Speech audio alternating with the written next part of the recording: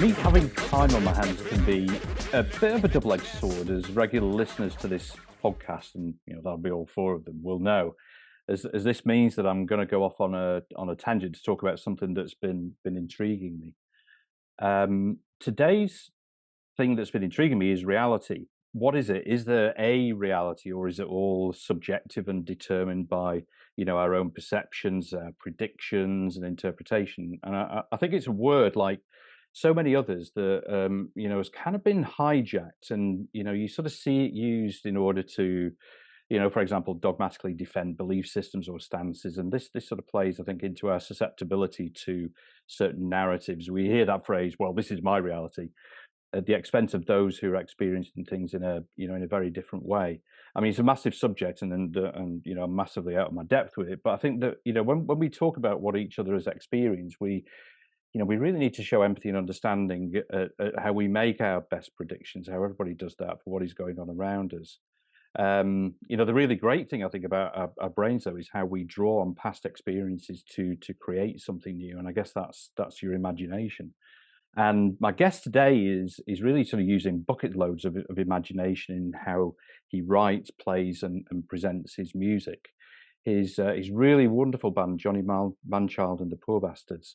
It's kind of like the sort of the bastard prodigy of Joe Jackson, Electric Light Orchestra, bit of Trail of Dead, bit of the Vines. They've got a new album out on 22nd of March called Rapture Waltz, and it's a real belter. I love how it draws on these apparently disparate influences to produce music that's as good as it is individual, and really defies categorization. And categorization, as you know, is this, I believe, is the scourge of how society has wired us to think. Anyway, enough of that. Jonathan Garrett, aka Johnny Manchild, welcome to the show, and thanks so much for coming on. It's really good to see you. Thank you for having me. Pleasure. That was I really dug all the people you just named. Did you? Yeah. Man, now go on. it reminds me, like, the Vines specifically. Oh, really?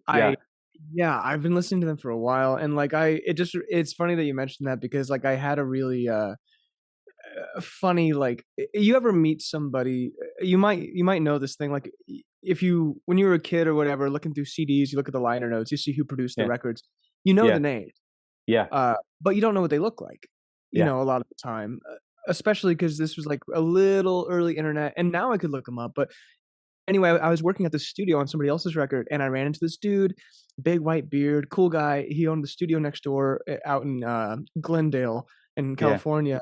And I like shot the shit with him for a bit, and then afterwards, the engineer I was working with is like, that was Rob Schnapp, right? Oh, wow. Yeah, the guy, he did all the Elliott Smith stuff. He did the Vines. Like, it's just a cool spot. But incredible, all isn't that it? all that to say, that's my like favorite thing of working in music, is when you get to run into those people. Oh, yeah, it It's must be. Yeah, and the Vines is a big one for me. Like, I always love that band. It's just funny that you said that. No one's said the Vines before, so I mean, Yeah, do you know, it's a really weird one. I mean, I only actually came up with or just sort of thought of Trail of Dead as well, because I mean, I thought that the Vines sort of came to me yesterday when I was listening to the new record, which kind of feels to me a bit more sort of guitar based and sort of like a heavier bass, let's say. And the Vine sort of came to me, but also Trail of Dead. I was listening to one song on the new album in particular, and I thought, oh my god, yeah, that it was the vocals that really just kind of reminded me. And then I thought of the sort of expansiveness that Trail of Dead do, and then I thought, yeah, do you know what, this sound that you have is very expansive as well. You've given me something to listen to, because I don't know Trail of Dead. Oh, That's really? new. Yeah. Yeah, their full name, and you shall know us by the Trail of Dead. They're an Austin-based band. Oh, Yeah, yeah. I Okay, only gotcha. said Trail of Dead because I thought I'd basically fuck up the first part of Dead. No, totally. Or yeah, you shall know us by the Dead We Leave Behind, or whatever they're called. Yeah. It is the That's Trail of Dead. Yeah. it is. Yeah, Sorry. Trail of Dead for those with who can't quite remember as well as they used Cool. to, which is me. So tell us, Okay. I mean, tell us about the about the new record. how are you sort of feeling about because as we're recording this, we're probably what about 6 weeks away from it coming out, maybe? Yeah, it's getting close, which I've been sitting on this for so long, Yeah, which kills me inside. But, yeah, yeah, this record is more guitar heavy, and it is heavier in general, and I think it does draw f like, I grew up listening to grunge and mm, stuff like that, and I think it goes that direction a little bit more. mm, Um, I have been setting up in my head, I don't know if anyone else sees it that way, but I've been setting up this record for a while mm, because the last one that we did, it's really long. You could argue it's too long, and I would agree with mm, you.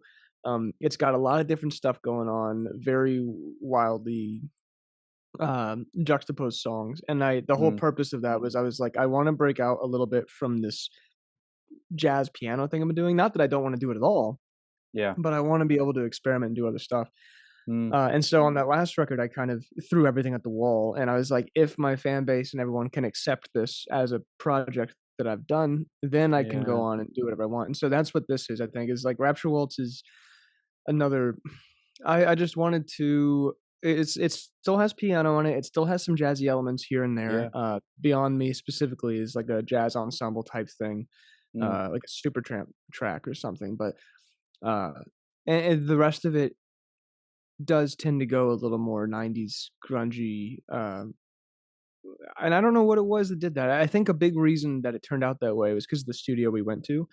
mm, A little bit. I mean, I went there because I thought it would be good for this record, and we went to Prairie Sun out in Cotati, California, which is where, like, Tom Waits did Bone Machine and Mule Variations, and wow, it's like a it's in a barn, but yeah, it's this amazing barn with this beautiful Neve console and all the equipment you could want, and we the reason that it ended up being so guitar heavy.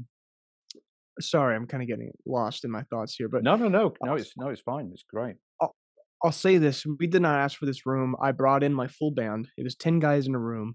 I like the record, I have no problem with it, but I think it was a too many cooks in the kitchen type thing, mm, and so for Rapture Waltz, my drummer, Ethan Neal, yeah, is, like, my go-to, like, kinda partner in this, more mm, than anybody else, I think, and so I decided it was just gonna be him and I.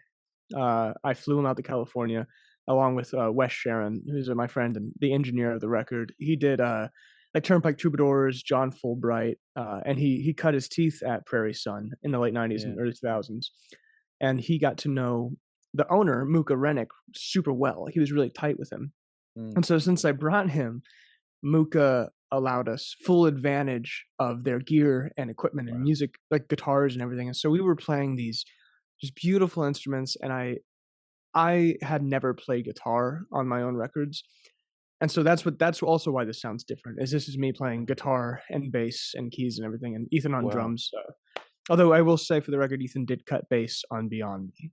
yeah. He has always wanted to play bass on one song, so I let him do it, and it was great. So, um, So but yeah. how did I mean, how did that sort of make you feel? You know, you being so, I guess, sort of personally involved in the, you know, in the playing, you know, obviously apart from Ethan and the drums in that one song. Well, okay, so I've always written everything, Yeah, but, like, at the very, very, very beginning, before this band really started, that's how it was, is me in the yeah, studio playing everything, yeah, and it's kind of come full circle, but I've mm, learned a lot since the beginning, like, I've always been connected to every part, but actually mm, playing everything is, it's definitely different. I've learned of what to let go of, I've learned where it's beneficial for the music to let other people do their thing, yeah. um and that's why, like, it's always an experience every time in the studio learning how to make something better or even just different. I don't know if it's Just different. better, Yeah, yeah, yeah.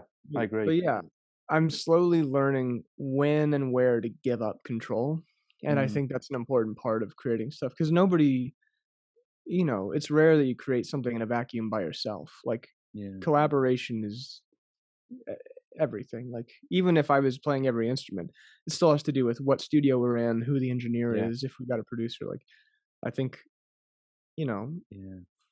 I All those other sort of components, whether it's your, you know, your environment, whether it's the people, they still have an impact. I mean, I'm a big believer actually in environment, whether it's the Oh, sort of yeah. the place that you live or the studio or you just, that physicality, I think is kind of quite important. I'm a huge believer in that, and I'll speak on that, but again, just to kinda wrap up the other thing, I think, like, Yeah, Quentin Tarantino talks about this, some directors talk about it, they say, like, there's no one in existence that creates something all on their own, but I think, like, I've realized a big thing for me is a lot of the creativity and the creative choices lie in who I decide to give control over my project, and that's why right. Ethan Neal is great, but moving on to the environment thing, yes, I Mm, am a big believer in separating from reality and going to a place outside of it to create stuff. Which is why like Prairie Sun was great. That I was in Cotati, California, in the middle of wine country. mm, An hour north of San Francisco, just nowhere. Like it was beautiful. And then yeah, uh, the last record that we did, and probably where I'll do the next bit, is a place called Sonic Ranch in Tornillo, Texas, which mm, is across the border from Guadalajara, like yeah, basically Mexico.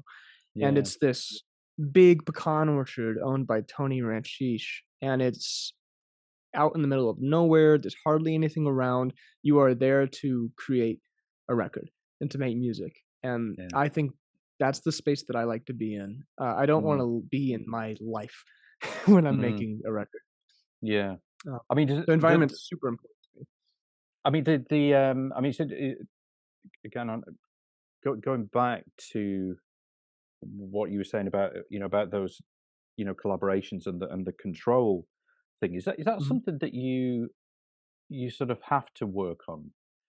Because I know that I do in certain things. In some things I don't, but in other things I do. Particularly that I think those that I feel a real sense of ownership of.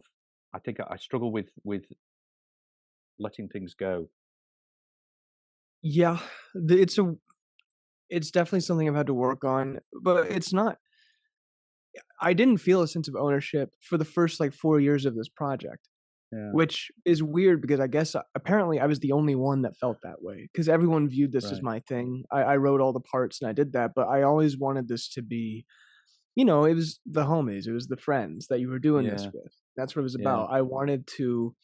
I think that's what everybody wants is to figure out how to make this work with all your friends. But I mean, in reality, it's just life is difficult and people fall Mm. off and that's just how it is, and so I've only recently felt a an ownership over this thing and these songs the way I do now. But in feeling that way, in knowing that like I've written the lyrics in the heart of these, Yeah. uh, now I feel more comfort, I guess, in I've realized that I can let certain aspects of it go and let people in on it and still have control over it. Mm. That's a weird thing, and then also it's not just about. You have to remember that this is music and it's supposed to be fun. Yeah. And there is a level of control that I am comfortable giving up so that this is still enjoyable for me, because it's like, Yeah.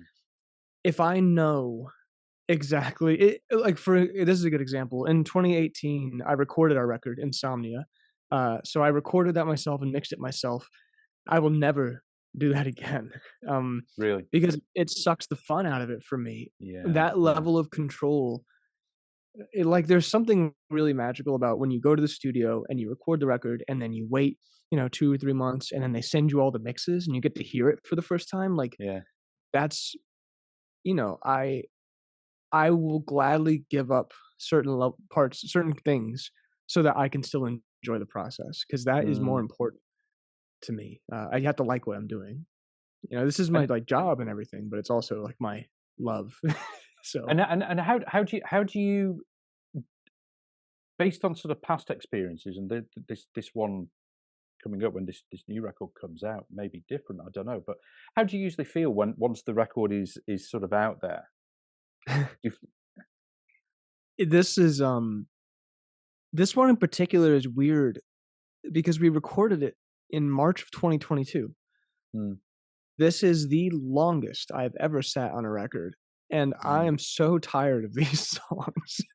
Like, like, I'm excited for everybody to hear them, but God, it's like, it's tough. Like, I'm so already my mind is on the next thing. On It's the been next. on the next thing for a Yeah. while. Yeah. Um, it's like I think about, like, actors, like, doing press tours for movies, like, it must be exhausting. Yeah. Like, Yeah. um Totally. but no, I'm still very connected with this record, and I still love it, and I'm excited to tour it and play it live. Yeah. Um, and, songs have their own life outside the record once you get on the road and play them, and so I'm excited about that part of it. Mm. Um, but yeah, And that it is weird. and I was gonna say, and going out on the road and playing them as well, I mean, that's obviously been I mean, that's been a big part of your life for, um, since you were a kid. Yeah, it's been lacking because of COVID lately, but Yeah. I have been a touring musician for a while. Never with my band is the thing. I've played Yeah. with lots of other people on the road, um, but I it is a different experience doing it with my project. There Mm. is I think it's for many reasons, I've experienced what it's like to be touring with someone who is either a dick or they don't pay well or they are Yeah. just bad, company, and, like, there's all these things, like, I wanna do that better. I Yeah. wanna I wanna provide, I wanna have good lodging, I wanna pay my guys well, I want it to be a good experience, I want the fans to have a good time, like, Yeah, I want totally. and it's like perfecting what that looks like. It's fun. Like, I'm learning how to it really makes it feels deeper when it's your project and it goes well, Yeah, as opposed to being a gun for hire. Like, for there is sure. something very rewarding about touring and making it work, and having other people enjoy the experience of touring with you is also killer. Um, Going back to kind of when you were a kid, because I mean, the instruments that you learnt when you were a kid, sort of drums, bass, guitar, piano, and mhm. then obviously the engineering side as well. I mean, that's a shitload of stuff to learn. And I think if I'm correct, you were self-taught in pretty much all of those. Yeah, I mean, not that I didn't have any classes. Like, I think Yeah. eventually once I got into it, I did take a few. Drums, I can't say that I was self-taught. Like, I mean, I did for the Mm. first year or 2, but I was so young. I started lessons at 8. Yeah. Um, Guitar, more or less, I picked up on my own. I think I took 1 classical guitar class in middle school or something, but, we Yeah. were playing Greensleeves. Yeah. Um, but and then piano was mostly because there was an upright there were several uprights in my high school and middle school, like, Mm. just in the halls, and I would Mm. play after school, and that's how I picked up piano. Yeah. And then, of course, I did study in college later because I fell in love with it and stuff, but, um, yeah, and then the recording thing really, this is all just a result of, like, I didn't have friends until I was, like, 16. Right. Yeah, yeah. Like, I Yeah. the closest I ever had to friends is when I was 10 to 12, and I was in that band, Refuge, Mm. that I was in. I don't know, I spent all my time by myself, Mm. which I think is why I'm so in my head now as an Yeah. adult. Yeah. Yeah. But, that time allowed me to, uh, learn all these instruments, and the recording side of it, I got into it when I was 12, and when you're by yourself and you wanna write songs, you have to learn how to play every part, and so Yeah. that I think is also what helped is I didn't just learn the instruments on their own, I learned how to write and arrange each of them with each other, and I think that helped a lot. Um, Mm. just like trial and error. Um, I mean that that sort of going from on the friendships, going from being spending time with yourself, because I mean I'm an only child, so I did, when I was younger, I did sort of spend, quite a bit. I didn't have the brothers and sisters around and stuff like that. And as then well. when kind of like when I went to high school, I was sort of away from some of the friends that I got at at primary school. Mm. Um, and yeah, it's a weird sort of thing. I mean, I guess in a way, I felt that I got comfortable with myself, and as I've sort of grown older, I'm comfortable in situations where I have to be on my own for periods of time or whatever. But how? I mean, for you then, like you said, when you were 16 and then, starting to, get a group of friends together, was that a difficult transition, if that's the right word? It I don't remember being one because the way that it happened. So, like, I view myself as an alien before that point. Like, I Yeah. had very awkward interactions with people, Mm, and what happened was 2 things. 1, I got a car. mm. Right, Um, yeah, yeah. and the thing about that is, first of all, you make friends if you got a car. That's Yes, just is that's what it very true, isn't it? Yeah. But more than that, I remember my very first show that I ever went to by myself. Like, the first one that I decided to go to, where it's like, I've got a car, I got some money because I got a job, I'm gonna buy a ticket and go Yeah, to the show, and it was a punk yeah. show at this place that doesn't exist anymore called the Brass Bell, Mm, and I kid you not, I went to the show, it was a punk show, I loved it, I met the girl that was gonna end up being my first girlfriend, like, it yeah. all just immediately, boom, Just there's happened. your life, Yeah, yeah, yeah, and it was yeah, just music, and when you get into bands and stuff, suddenly you have a community of people doing stuff, like, yeah, that's just how it works, and, like, suddenly, like, I was doing something that was cool, yeah. which is Yeah, I get it. neat. And and keep in mind though, I wasn't ever a front man when I was a Mm, teenager. I was a drummer, or I was a bassist or a guitarist. Like, I was in other people's bands, yeah, which I really dug because I was not in a place to be at the center of attention at all. But I yeah. just loved being in those communities of people and playing and seeing shows. Um, which I That's will say, COVID has altered me slightly. I'm still recovering, and trying to learn how to reintegrate into large groups yeah, of people again. I get you. I totally hear you with that.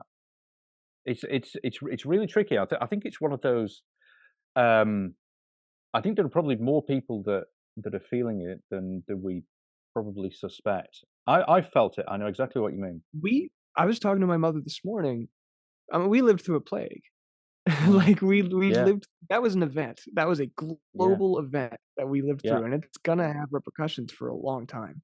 yeah, Our children that went through that, I mean, you gotta think about kids that were entering school when that started, like, that is developmental ages where, yeah, like, this is gonna have an effect on the world and, yeah. on us too. Like, it's just, it's unprecedented too, like. It is totally, yeah, and it was because I live in London and seeing that city. I mean, I've lived there since the end of 2008, so what, kind of 15 years or so. And kind of seeing that. Well, when COVID came, that was what I've been there sort of 12 years, but kind of seeing it in such a different guise was kind of incredible. It's something that you don't forget. Yeah, and I Such mean, as the such fact as the that impact. I mean, how many things can we talk about where you have had the same experience that I did across the world? Yeah, Like, I mean, so few. there's Yeah, nothing that I can think of yeah, like that. you're very Um, right with that. Yeah, it's weird, man. Like, there's yeah, something about that. I think it's you'd like to think that maybe it would result in some kind of, like, Renaissance period or some enlightenment or big, like, flush of creativity and art and stuff, but, like, yeah, it is a dark period right now because I feel like as much as everybody wants that, like, God, shit is fucked up. Like, yeah. it really doesn't appear to be going in the right direction. No, it doesn't, does it? It doesn't. There's a lot of yeah, there's a lot of kind of bad stuff going on. It doesn't feel right, from the the moment that you sort of pick up or read a newspaper or whatever. It's just fucking bad all the time. It's rough. But I mean, yeah, I mean, that's when it's funny because there's, you know, some people will say, like, there's more important things to be worried about, or why don't we focus on this or that? And that music Mm, seems kind of like an extraneous sort of uh unnecessary thing. But like the arts are so important when shit yeah, like this is happening. Even if it might seem silly, but what else is there? Like, what's the yeah. point? I was Um, thinking this because I mean it was probably the same, in Oklahoma. But I remember, the all the a lot of the music venues were struggling, and the support from the government I mean, it was just awful. I mean, it was all Mm. delayed. It was just blah blah. Blah. It was just kind of wrapped up in this sort of anti-culture war that the UK government has been has been kind of waging. And I remember just thinking, these people, I mean, who have a lot of them who have children, or certainly have children that they're close to, are they going to kind of be happy at them growing up in a world where there's no music, there's no live music? Yeah, that world doesn't exist. Uh, It can't I do. don't think. I I you can look at history also and just see that, like, anytime that there is any oppression or some oppressive culture where this or that is, deemed, you know, inappropriate or, like, not important, there is always that counterculture that's gonna fucking Yeah, explode with it. yeah. That's why you see, like, a lot of punk scenes originating in these small, like, Midwest towns or DC or Mm, something. Like, if you look mm, back at history, like, it always comes out of the most repressed areas. So I'm not yeah. worried about that. Like, that's the fun thing about music is, like, try and fucking stop it. Like, I want Yes. you Yeah. to, because we're gonna get such good music when you do. Yeah. Um, That's very like, true. yeah, it's a natural ebb and flow. Like, someone's gonna try and do this, and someone else is gonna respond with that, and that's human existence. So when you when you sort of first started getting into that, after your sort of first gig, Mhm. and that's sounds like that's pretty much a life changer for you. And I'm glad you mentioned it, because I was going to ask, how did you kind of find your scene and kind of find your people? That was it. Obviously, it was music. Music was it. Well, yeah, and it's I've had a I've had a weird life, honestly. Like, I can say that. Anytime that there's a I have lived a lot of lives in my short time. Like, I'm only 28. I'm not old yet. I'm Yeah. getting there, but I'm not there. But, like, there's eras to this, I think. Like, my first introduction to the music scene was when I was 10, and I was in this Mm, band Refuge. I was the drummer, and we did pretty well. I've mentioned in, stuff before, like, Fox flew us out for this TV show, yeah. The Next Great American Band, and we played and made money, and we did stuff. And then there was a break between 12 and 16 where I was just kind of focusing on playing. And then, yeah, the punk show thing, I was in a couple different punk bands, and I was going out and doing that thing, and it turned into more of a social thing, Mm, uh, where, like, I still wanted to be a good musician, but it was largely a social interaction for me. yeah. And I started focusing on what I was writing and that element of it. And then I think there's a big separation between that part of my life and where this band exists, because Mm, I got into drugs and I got into doing this and that, and I was going a direction I didn't like very much. yeah. Um, and I joined the army, and I was in the army band and did that whole thing. Yeah. And I'll tell you this too, like, that was it was a weird experience because it was, what is that? Shylock, the Merchant of Venice? Oh, yeah, Is yeah, that yeah. that character always comes to mind because I was in the army and I was too punk for the army guys to dig me, and I was too Wow. straight for the punk guys to dig me. And Ah, so, like, I was just kind of this I've always been that way. Like, I don't really do any one thing, and I'm in the middle of a lot of different weird I don't know. It's always been that yeah. way. And so I got out of basic and AIT and all that and came back. I started college. I got into the jazz program, and that's where I fell into myself, I think, because I went, Interesting. like, far extremes and then kind of met in the middle. Yeah. Um, and that yeah, there I found all the nerds that I dug and, like, all the jazz kids and all that stuff, and I made my friends there that are still my friends today. And, it's funny because, like, I our band didn't fall into a scene. It still really hasn't. Like, in Oklahoma, Yeah. they didn't really take to us super well, um, and that's not really so much on us as it is Oklahoma's got a uh, weird music scene. It's shifting and changing, and it's Mm, complicated, but, um, this band has been outside of a scene and outside of a group of people, and it's always been, like, me and my friends doing what we wanna do.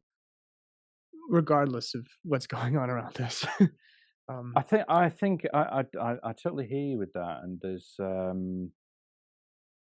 yeah, it's an interesting theme that I'm sort of hearing more of with you know kind of there are more and more bands.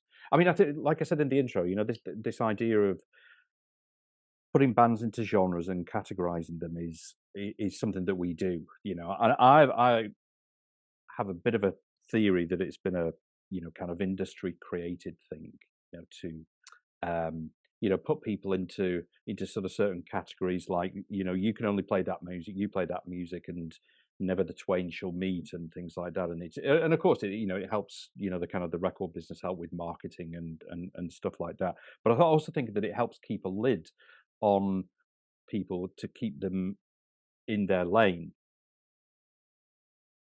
And yeah. I Well, think, but I've noticed. Sorry, I have noticed that there are more bands now that are sort of crossing over and, like you're doing, willing to bring in those different influences and basically saying, "Fuck it," you know, we're not going to listen to that. We just what we this is what we like, and we're going to try and kind of play it.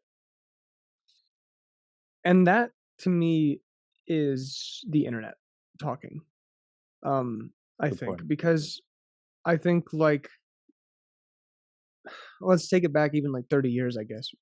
Like like I was talking about before, let's take the late 80s, early 90s. You talk about like the bands coming out of DC, like you got the Fugazi thing, and you've got Yeah, that whole uh this vibe going on over there. That people grow up around it and that's what they know, and that's the yeah, scene, and it's super cemented. Like you can see what it is; it's tangible.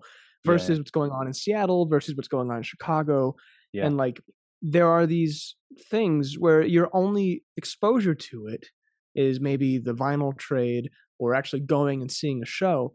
yeah, Whereas now you have the internet, you are exposed to everything all the time. Like you have, I can listen to whatever I want. And yeah, I'm exposed to even if I don't want to listen to it, I'm exposed to so much different stuff yeah, that we're just these scenes are permeated by the internet. Like we don't have mm, them anymore. There's mm, no tangible, concrete styles. Like what is the sound of Chicago now? What is yeah, the sound of New York? Like I don't know what that yeah, means. Um, and so you have this homogenization of genre where yeah, you get that's why you get Billy Ray Cyrus and Little Nas X making singles that go platinum. yeah, um, yeah, yeah. it's and that's I think that's the extreme. Um, but you know, is it a good thing or a bad thing? I don't think it's either. Yeah, I personally I think it's a good thing. Yeah. And I view it's I view Old Town Road almost the same way as I view like what is it 433 by John Cage. Oh yeah, Um, yeah, yeah, which I know that's a weird thing to say, but take something that's so out there and experimental and almost on its own useless, yeah, but it pushes things in a way that now maybe somebody else can do something interesting that's actually yeah. really creative. I don't know. Well, I mean, those are the interesting ones, aren't they? Those kind of things that are almost like so ahead of their time. You know, if you think of, you know, I'm thinking, you know, when you know, kind of for example, you know, when the Sex Pistols split up and you know, kind of public image, you know, Lydon formed Public Image, you know, brought Mhm. out. You know, I'm thinking of in particular, there's Metal Box and then sort of Flowers of Romance. It's like so different, so out there. I mean, you could not put that in anything, and it's like that, and that was an affront to a lot of people. I think is sort of quite funny, but it's almost then I don't know. Maybe they're not a good example, but it takes a long time for that influence to be recognised. But in the interim, there are bands that are seeing that record and thinking, "Oh, do you know what? Yeah, I like that," and they create something and then Oh put their yeah. own sort of spin on it, and that maybe sort of hits the mark as far as the public goes. I don't know. You know who I think is a great example of that? And when I say this, I don't mean to suggest that they weren't very popular to begin with, Mm, but the Talking Heads mm, and David Byrne is yeah, coming back that's in right. such a massive way. And David Yeah, Byrne specifically, because Talking Heads, obviously, they were huge. I mean, they were a big band. Yeah, yeah. But then David Byrne's solo career, there's one album I like in particular, Look Into the Eyeball.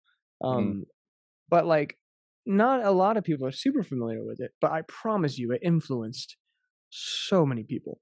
yeah. Um, so many people. Same thing with like Frank Black, like out Yes, his work outside the Pixies. Like the Pixies, you've yeah, got yeah, you got some what was it, Frank Black and the Widowers, I think. I don't remember, but yeah, anyway, yeah, I think it's interesting seeing these things come back, and the internet is also another reason why it can resurface and why we're finding these little yeah, pockets of music that happened and realizing how influential those actually were. It's a yeah, weird time, man. It's there is no separation between genre. There's no separation between location. There's not even a separation between time anymore. People can be yeah, equally influenced from a record from like the 60s as they can from something today. And it's yeah, all back and forth. I mean, even Amy Winehouse, as early as that, is a good yeah. example of that. Like, I it's, remember I remember, I mean, interesting you mentioned Frank Black. There's a song of his on, I think it's his second solo album, towards the end of it, called White Noisemaker, mhm. and it's the that is the one song that is like, I love this idea of where kind of music has that feeling of being, takes you into gives you an image of being familiar but unfamiliar. And that was one song. I mean, that's like, God, I mean, that's probably nearly 30 years old, that song. Yeah. And it's the one that I still think of when I think of of those things of being familiar yet completely unfamiliar. It was so bizarre how music can sort of do that to you. Yeah. I, yeah, I'm talking I to a agree. musician. You kind of know this. No, I mean, I know it's, that's my, I love, I love doing these podcasts because I realize like I am so I'm not the easiest person to talk to all the time. Like I have trouble having conversations sometimes, but like God, it's so easy when we're talking about music.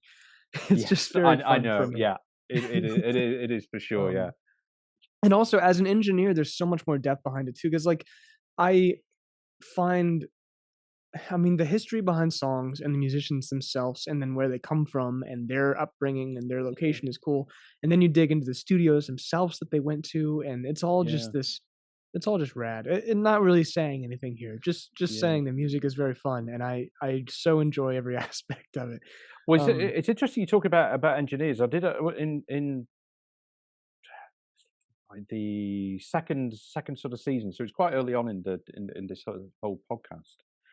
Um, I did and I'm gonna have to look up the name of the studio. I know whose it is, but the producer, the engineer was a guy called Richie Kennedy, no, and he works at oh yeah, of course, yeah, he works with Flood and Mulder, and okay. their assault and battery studio, and I was asking him, about, we're kind of talking about his mindset, and I was asking him about, kind of how he approaches whether he's doing the engineering or the, sort of full on production, or mixing, or whatever role he's got in the studio. And he said it's interesting. You really have to.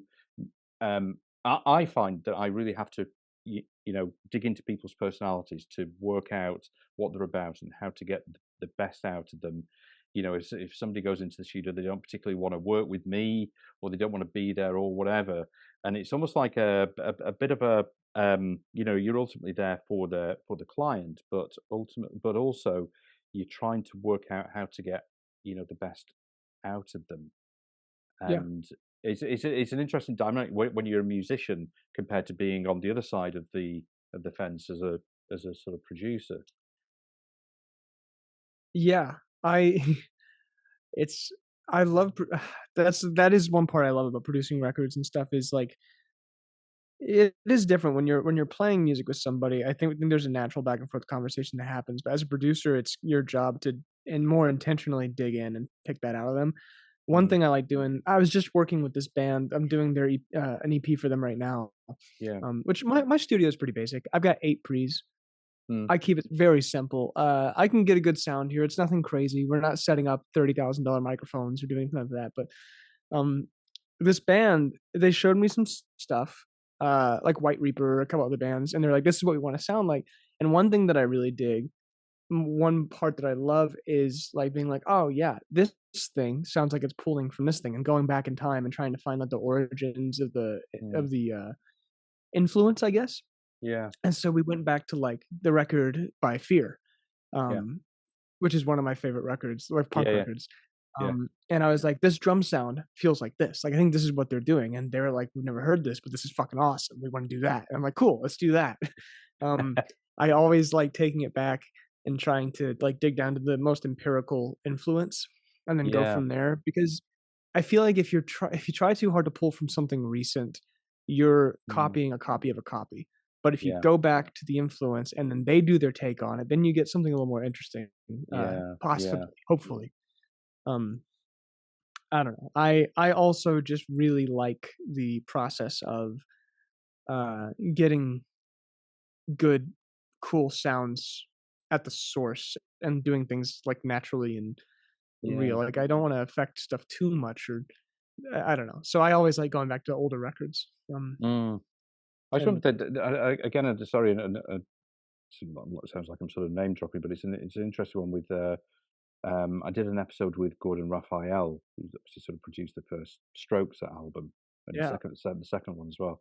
And I always thought that he has, in whatever he's done, has managed to. He gets a really unique sound, and obviously that first time, particularly with that first album of the Strokes, Mhm. was incredible. It was just, and you were talking about your studio and the the equipment in there. I mean, and that one that he used in New York was there's hardly any stuff in it. Yeah. It was sort of pretty basic, but he got the most amazing record out of it. Well, that record is like all vibe. That's what it is, and Absolutely. it was the antithesis of everything that was out at that time, Yeah. which is why Yeah. it's so ballsy. Like, Yeah. it sounds I remember too when so in 2001 when that record came out, I was fucking 6. So, like, Yes. I didn't hear I didn't hear The Strokes until I was 15. Yeah. Yeah. I was late to the game, and so that would have been, fucking 2010. Yeah. So that was right before, their 4th record. Fourth record, Uh, probably. Yeah. yeah, Yeah. or for their 4th record, I can't remember the name of it, Under Cover of Darkness and, Mm. Angles. Um, Angles. Yeah. yeah, and so when I first heard The Strokes, I was already into Iggy Pop and the Stooges, I was into T-Rex, and I was into all this stuff, and I had assumed that it was from the same era. They Yeah. really made an anachronistic record, and I Yeah. think it's so ballsy to do that. Um, Totally. it's just wild. It really The is, scene isn't that it? was in New York at that time was so interesting. I mean, they made a documentary about it. They wrote a book about it, like the Meet Me in the Meet Me in Bathroom, the like, Bathroom is such Lizzie Goodman, isn't it? yeah, which the book was I loved that book. Yeah, it's a great book, Super isn't it? interesting. Really Yeah, is. but it's a really interesting, like, picture of what was going on there, like, that's the cool thing, like, you hope to do that as a producer, to have such insight, to do such a bold and out there left field choice and have it be received so well, like, Yeah. I'm too I feel like I'm still so, like, green in my career, like, I hope to keep working and keep getting better and stuff, but, like, uh, I don't know if I It's have the musical intelligence to make such a choice as to be that dumb. Like, yeah, no, yeah, I hear what you said. I mean, I mean, if it's not a too personal question, is that your nature, to sort of play down your own ability? uh, If you say that you don't have the, the musical, what is it? I forget, the musical intelligence, I think you said, to create well, something like that. I guess I don't mean to if I do, I guess. I don't know. Yeah, I'm very I've done my work.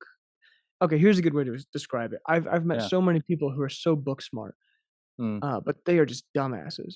And, Yeah, like, yeah, yeah, yeah, sometimes that's how I feel. Like, I yeah. how much can you really know? Mm. The more that I learn, the less I feel like I know about anything, and it's I have a degree in jazz performance, Yeah. whoop-de do. You know, there's a million jazz artists that are gonna outplay me for the rest of my life that have never been to Mm. college because that's the nature of it. Yeah. And so, like, it's I don't know.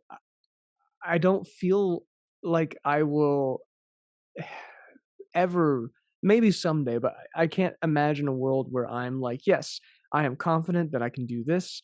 I know Yeah. everything." Like, there's Mm. always a facet or something to learn, like, and the cool thing about Agreed. music too, the cool thing about music is I could be 60 years old, and there's a 16-year-old that's gonna be able to teach me something that I never thought Yeah. about before. Yeah. Yeah. Um, Absolutely. especially when it comes to songwriting, because then you're talking about personal experience, which can never be learned. Like, that's just Yeah. is Absolutely. it's just a never ending well, which I is said why this is it's this is no, go on. Sorry, go on. Sorry to interrupt.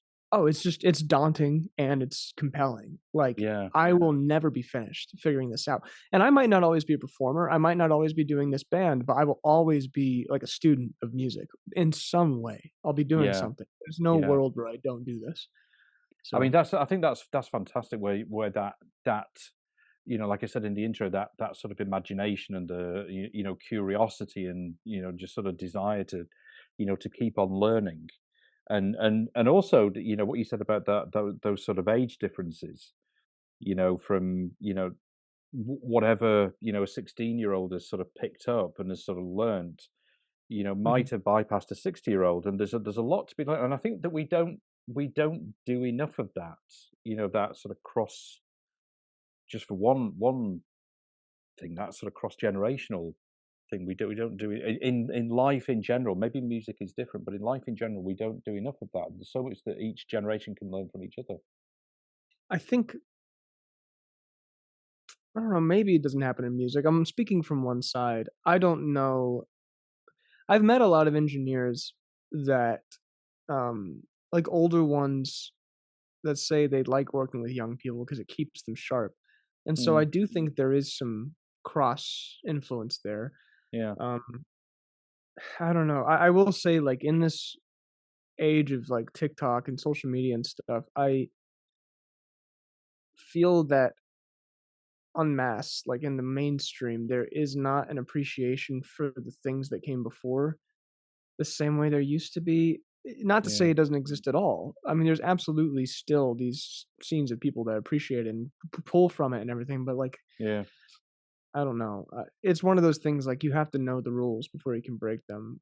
Uh, mm, that's how I feel, at least, and in order to do that, you have to appreciate what happened before you, and that's also, I'm speaking as an engineer and producer. You cannot be, uh, a good one without studying the masters and yeah. who came before you, so, About what came before you, yeah. It's that, and especially as a jazz student, of like, course, yeah, yeah, then you're really, like, yeah. you'll be I mean, I mean, shunned. talking about that for a little while. I mean, that scene. I mean, how did that was clearly a big influence. For when you found that scene. What what when you think back to getting into that, what do you think that it really sort of gave you? Oh, man. I If mean, it's possible to to kind of pin it down. I know it's sometimes very very amorphous, isn't it? I think the I think it was the combination of the military and Mm, being in jazz that created a really interesting set of, like, skills and practices, yeah, I guess, yeah, because they're very different, in some ways. You know, I learned a lot of discipline and a lot of I was very, very punctual. I still am, very punctual, very on time, but yeah, again, the jazz thing is about, being creative and about yeah. putting your own stamp on things, which is not what the army is about. Um, Interesting. Yeah, yeah, but there's this, I think it gave me, I'll just speak on jazz alone because the army yeah, is fine. Everyone knows what that does. It makes you an asshole and it makes you strict and everything. But the jazz thing, it taught me how to hear music and understand what's going on. Like, you learn how to analyze music in real time. You learn how to understand what's going on harmonically. You also learn how to listen to the people around you in real time and respond in real time in an improvisational way. You learn how to understand what came before you and how to pull from that. And it also yeah, taught me the most important thing, that, like, the great artists steal thing. It's repertoire. bar study. You try and you want to play like Oscar Peterson, then maybe you want to play like McCoy Tyner, then maybe you want to play like Dave Brubeck, then maybe you want to play like this more modern person over here and this, and eventually you pull from so many influences that nobody can quite put a finger on which one you're pulling from, and you've created something new. That's the ideal. Like that's Yeah. the hope. And it made me realize and then there's the other part of it, the production side, getting into Quincy Jones as a great trumpet player for Count Basie and moving up into the record industry and doing fucking Thriller and all these great Yeah. records and realizing what a impact jazz and those jazz musicians actually had on mainstream Yeah. music. And you realize some people think of jazz as this off the beaten path kind of like nuanced nerd thing. Even though it did used to be mainstream, it's not so much now. Everybody's coming Yeah. back, but it has always had an impact, kind of in the way we were talking about as like, even though it might not be in the spotlight, those musicians that you all love, they know these records, they know these Yeah. people.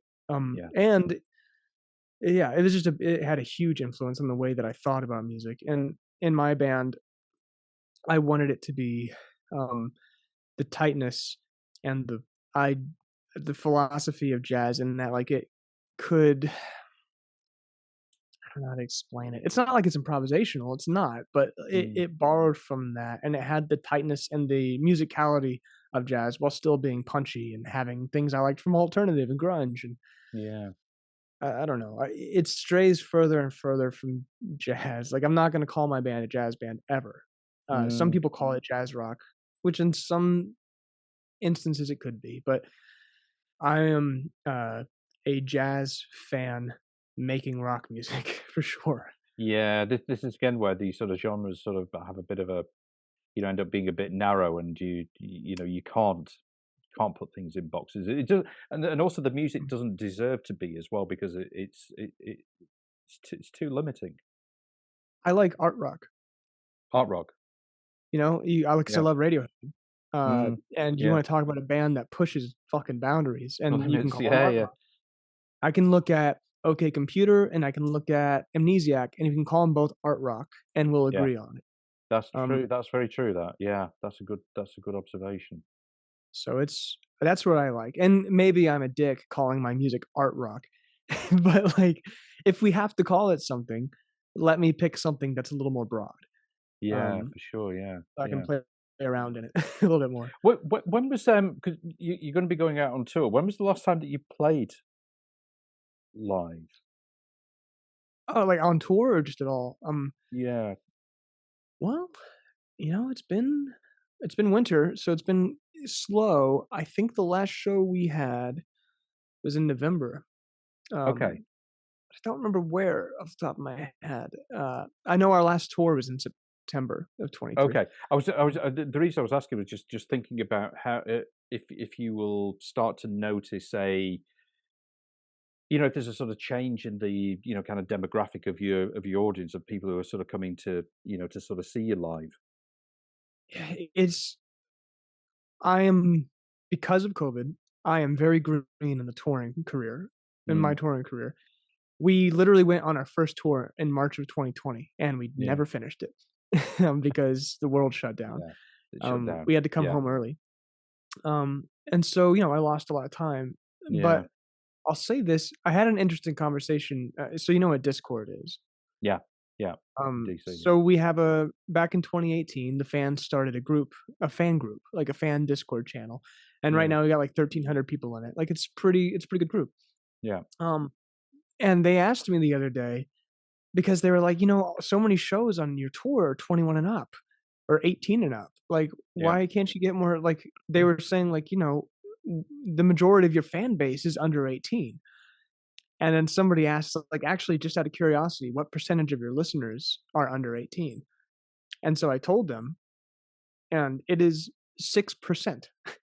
And that Wow. blew their mind. That blew their fucking Yeah. mind. And the thing is, they started to understand that the demographic of my fans that are online and on Discord and the internet, Yeah. those are the ones that are that age. But the people actually coming out, you see a Yeah. very different thing. And so I'm still too early on to really know how this is going to go, but I am already seeing like there is a difference between the ones that you interact with online and those you know, uh, Mm, what's the word? Dedicated fans in that way. It's different than the ones that come out.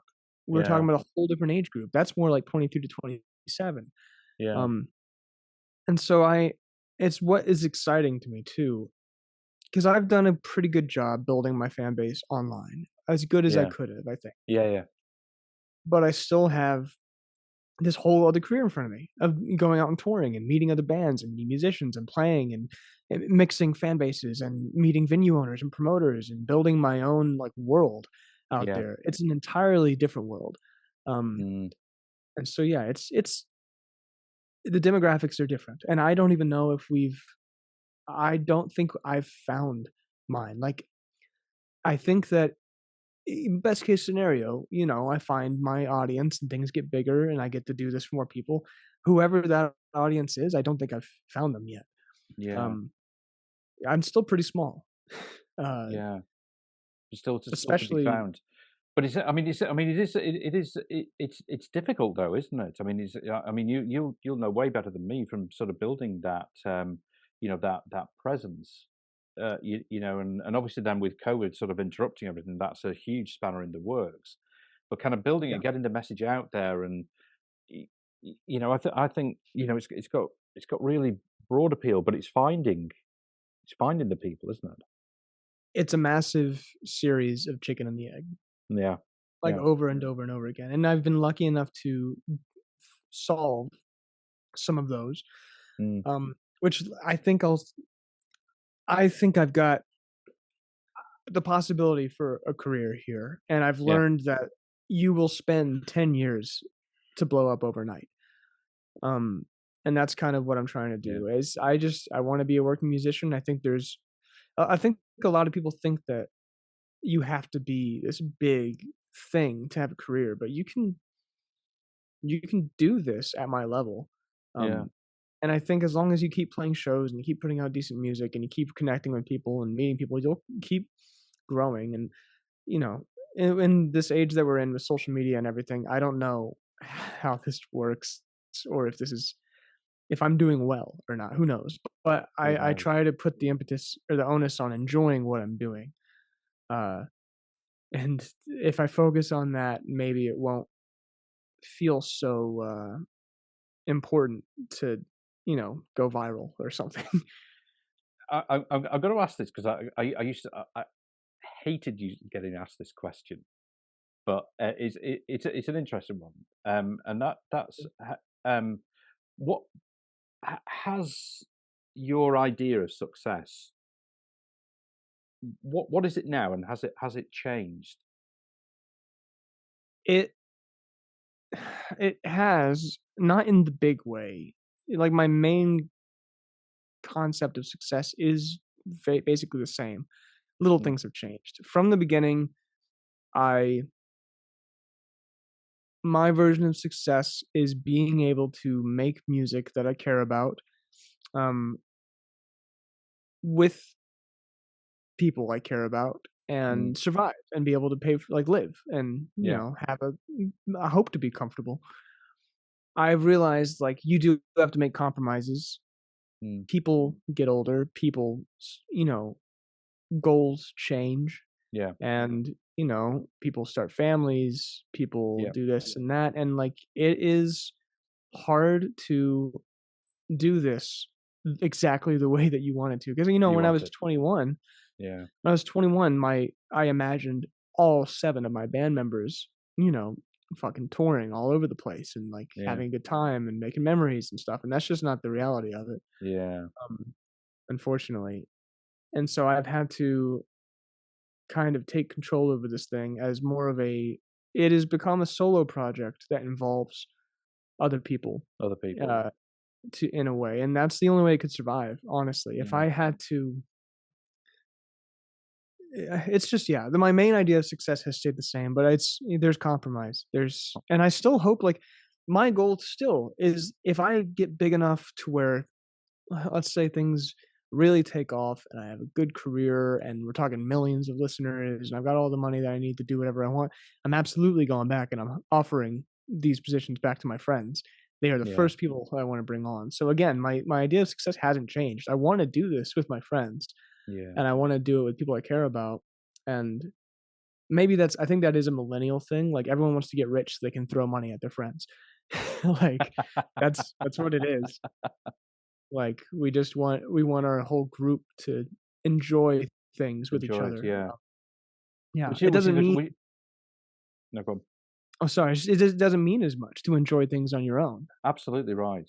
Absolutely right. I think it's a great way of looking at it. It's a really great way to, to have that in your mind. Well, not just in your mind, but almost like at the forefront of your mind. These are the people that I want to, if I can do it, if I can use my talent, these are the people that I want to enjoy that And success. it's not completely without ego, because 'cause I'll admit Yeah, there is one little thing.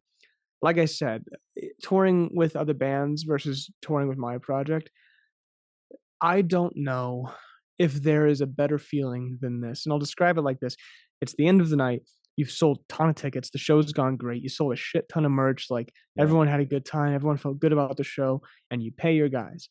It's great. yeah, Like, yeah, the yeah, feeling yeah, it feels good to be the guy that could figure it out. And I yeah. know that people understand that. Like, anytime that you're running a business, you want to be the one that figures it out against all odds, because that feeling is fucking awesome. It's awesome. Um, Yeah, yeah, and it's a little ego in there, but it's for good purpose, I think. Like, I don't know. Life is difficult and there's a lot of challenges, and it feels good to overcome them and solve them.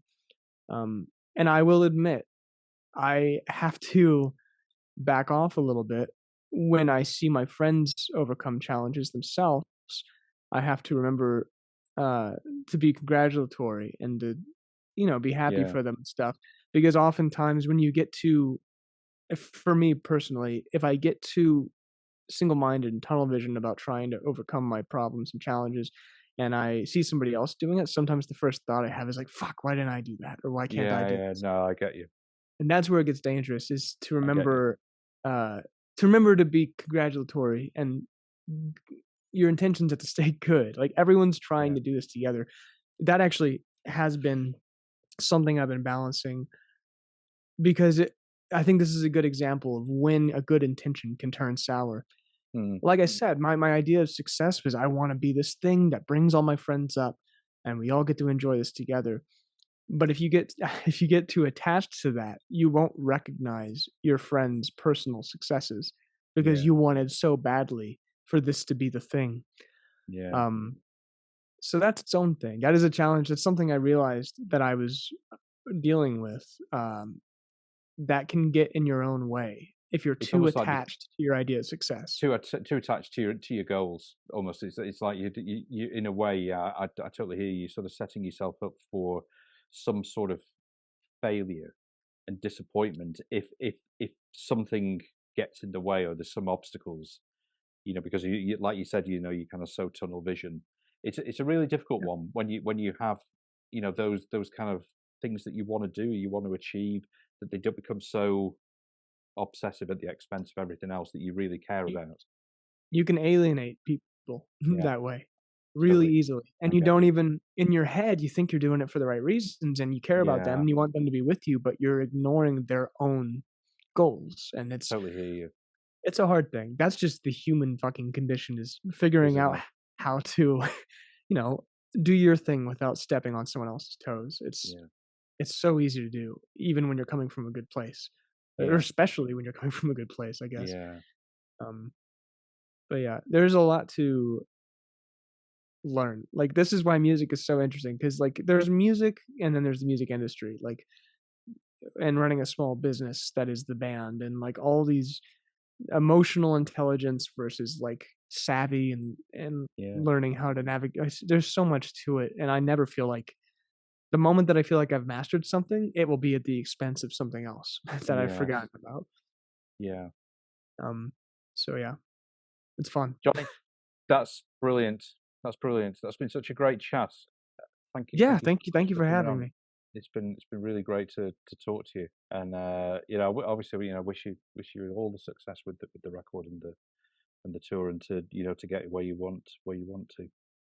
Thank you. I appreciate it. This was fun. I love chatting about music.